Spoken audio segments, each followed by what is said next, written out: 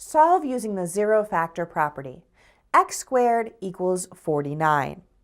To solve using the zero factor property, we want to rewrite the equation in the form of a product equals 0. To do that, let's first subtract 49 from both sides to get x squared minus 49 is equal to 0. And then we want to factor the left side.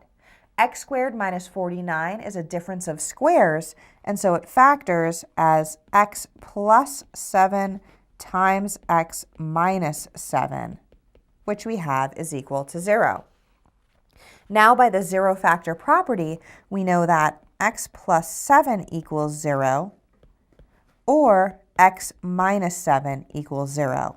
Solving each of these equations, we have x equals negative 7, or x equals 7.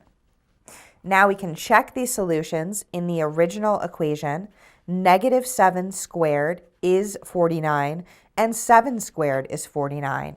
So our solutions check, and the solution set is the set containing negative 7 and 7.